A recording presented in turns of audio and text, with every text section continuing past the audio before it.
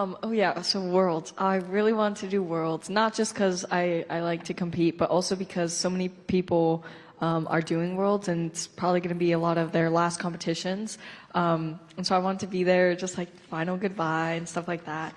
But yeah, there's so many commitments I have and activities that are overlapping with Worlds, and then also I don't have much time training. So I was like, I can't be doing Worlds. I don't think I would be able to put out my best performance. And yeah, there's always next season. I got to show my programs already on the biggest stage, so I feel satisfied with that. And then with all the attention, I actually don't think about it too much, because then I feel like I would lose my mind. It's been crazy how much visibility I have right now. Would have never expected that, especially from a figure skater, like we don't really blow up like that. So yeah, definitely an adjustment, but it's really just staying offline, pressing not interested on things I see about me, clearing my feed. So yeah, my feed is not of me, so I feel normal. Thank you. Azucena. Hi, Alysa. Azucena on the Oakland side. I actually had a chance to interview you last year at the Oakland Ice Center. At the time, you were listening to, when you were skating, you were listening to Charlie XCX, Billie Eilish. I want to know now, when you get to have downtime, did you get to learn about any new artists, or are there artists that you're looking forward to kind of listening to on your downtime?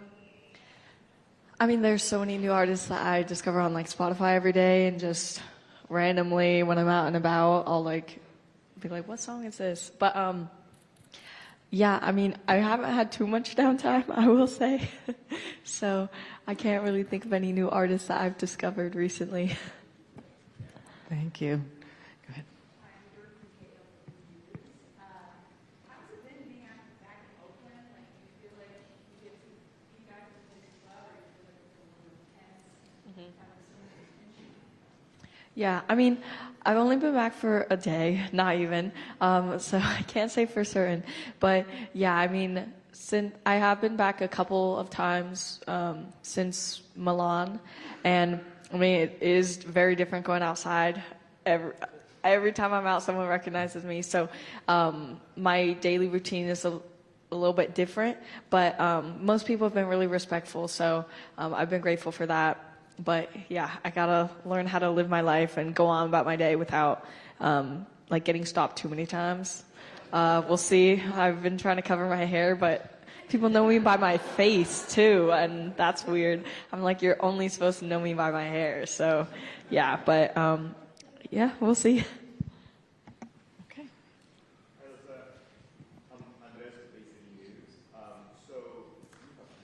Obviously exploded in visibility, like you mentioned, from being on challenge, from a ton of people to being able to recognize your face. What does it feel like when people say that they feel represented and seen as a person of color, as a powerful female athlete who is outspoken and is enjoying the activity that she's doing, also 20 years old? I mean, representation matters so much. Like, we don't really realize it, but having one person is kind of all you need sometimes. So I'm always so grateful and just honored that I can be that for some people. And that's what it's all about. Okay. Oh, hold on. Just go ahead. Yeah.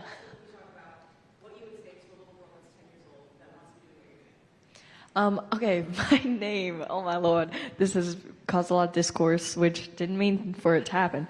But, so my family calls me Alysa, but like all my friends call me Alyssa, so it really doesn't matter. And then my last name, the Chinese pronunciation is Liu.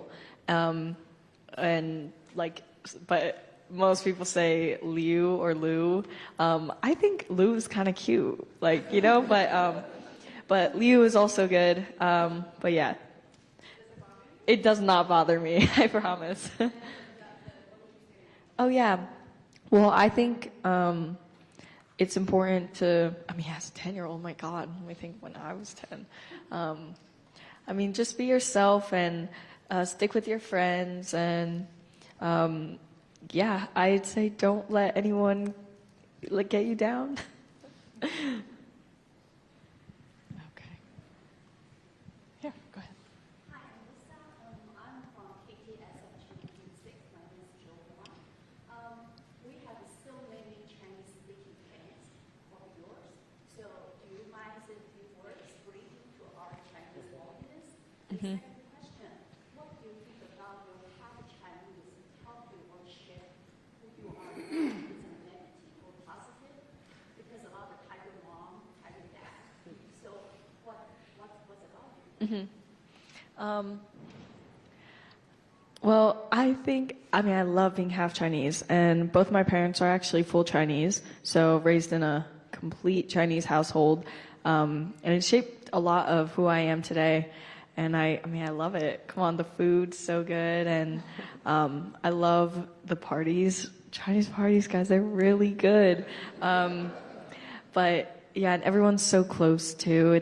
We're big on family, which I love. So it's definitely a positive.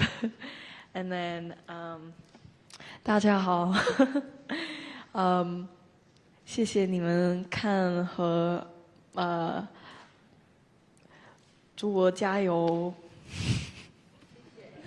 不谢。That's great. Back here. Thanks.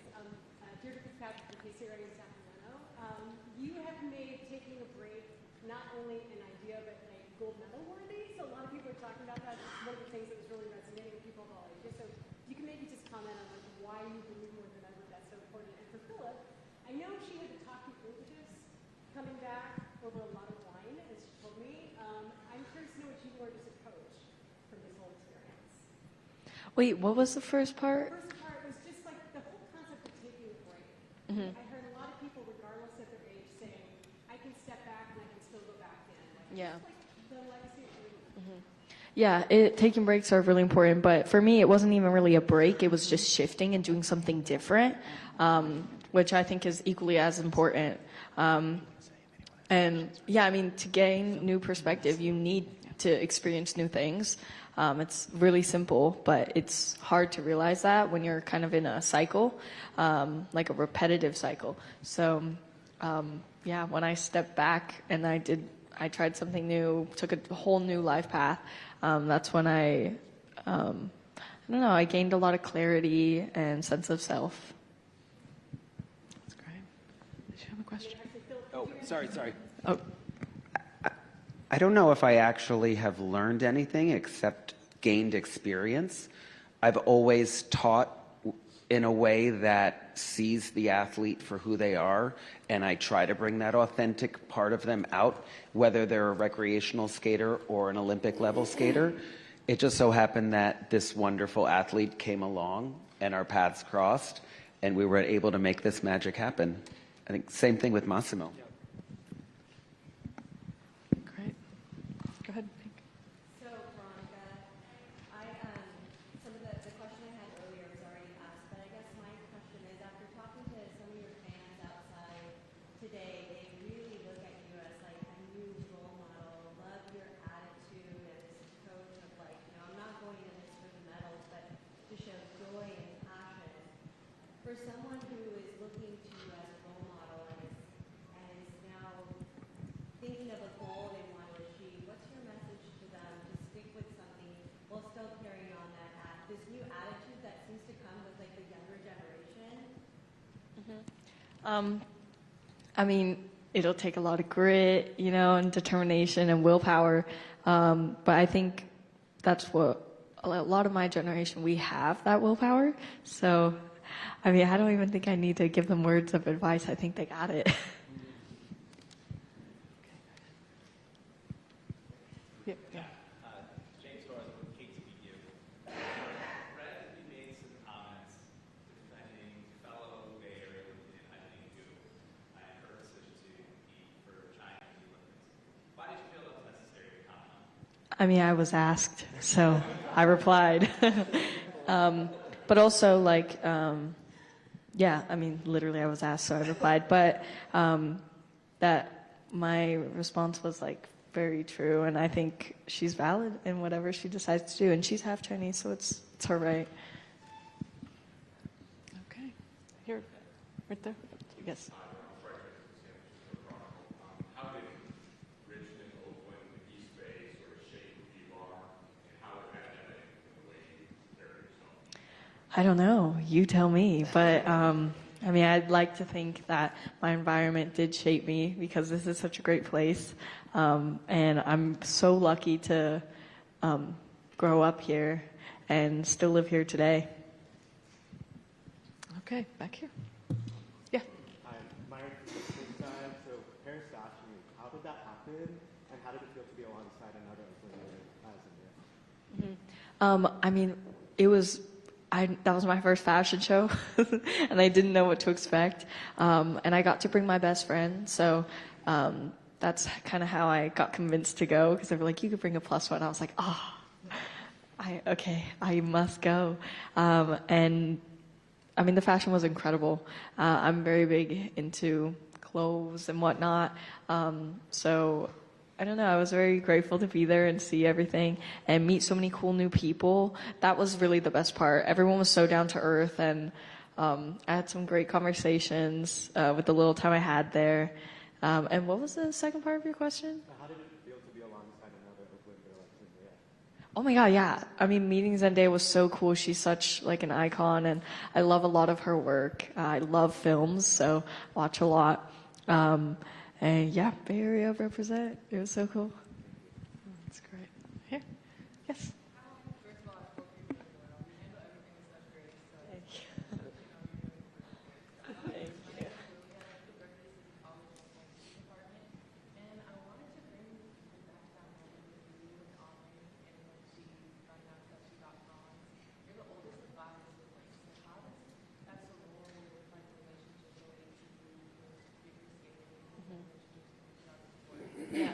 I mean, for me, a lot of people feel like my siblings. So, and she's like one of them.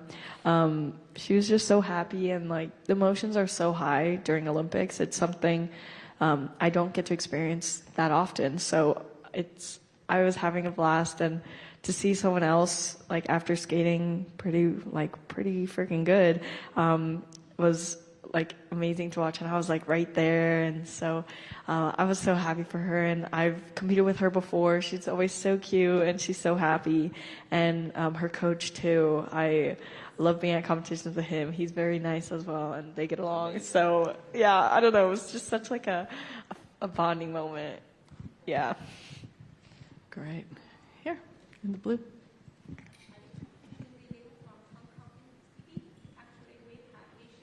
Same last name. Yep. So in 2 years you spent away from the elite competition give you a different emotional depth on the ice.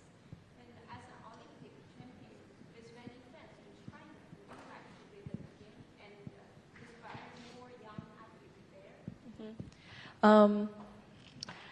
I mean, wait, what was the first part of the question? Sorry.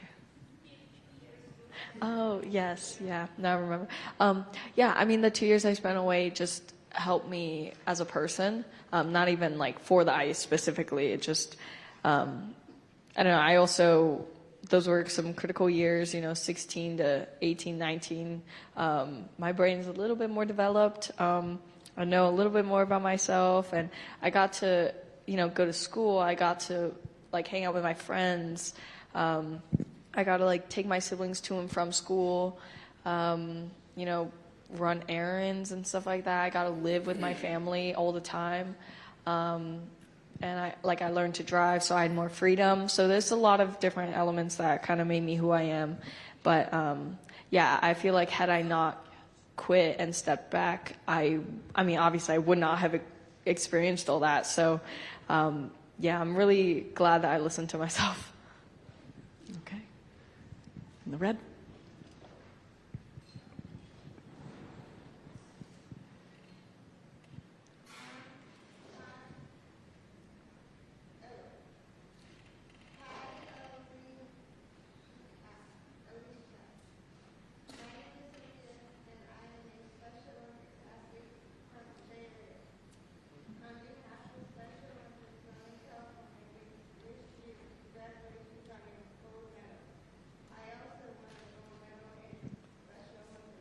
Period.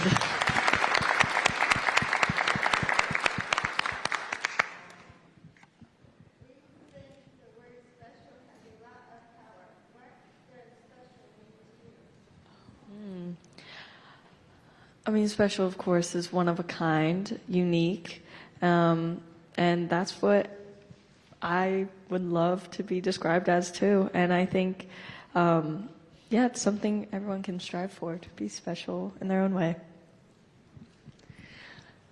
And back here. You, yeah. Hello. Okay.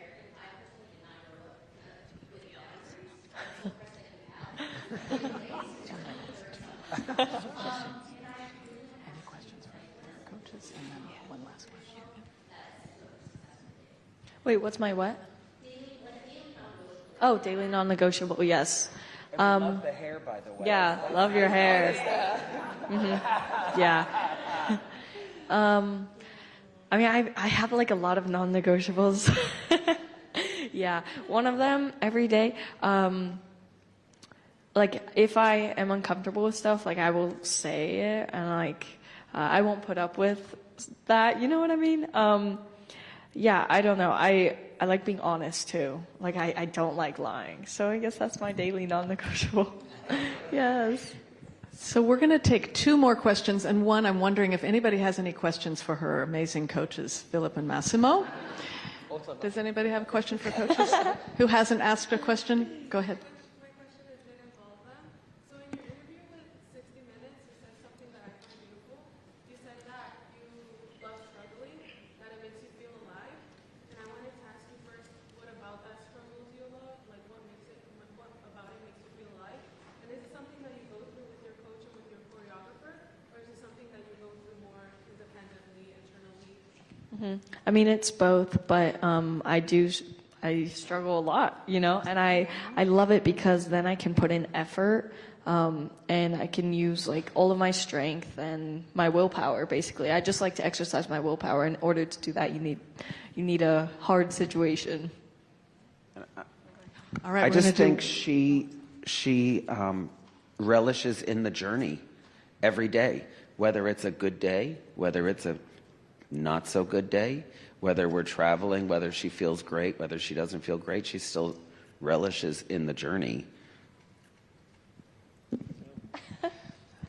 Well, yeah, and I think that Alysa is a person that is, you are so well aware of where your emotions are, and you use your emotion to communicate or succeed in what you do. And our part of our role, I think, that is like listening to everything that you feel, because like with the feelings is that what we use to then create our art on the ice and connect with Alysa the best way as possible. So we are all connected with feelings, whatever they are. Great. And we'll take one more. First, one of our reporters went to the Oakland Ice Center and talked to young figure skaters there, a lot of which said you're a hero there, at least one of which said she started because of you. Any interest in serving in like a mentorship role for younger skaters? And then part two, you obviously perform to Park on the summers. That's based off a park in LA, or inspired by Park in LA. Are there any songs by Bay Area artists or songs inspired by Bay Area places that you're hoping to plan a program around? Yeah, I mean, I would love to. I would really have to go through my playlist and think about it, because picking my program music is a lengthy process, and it's a lot of eliminations and, yeah, a lot of hours. But yeah, I would love to. Like, that would be my dream. And then as for, like, if I want to be a mentor, probably not. I kind of just do what I do, and yeah, I can't, like being a teacher or like coach, I can't imagine myself doing that. Yeah. Alysa, Philip, Massimo, thank you so much for being with us today. Thank you. This is so special. We want to make sure that we share the sunshine with the entire city of Oakland out on the stage. So we're going to let you get whisked away to the next thing. So for the media, straight on down, out 14th Street, seating and platform available. Thank you.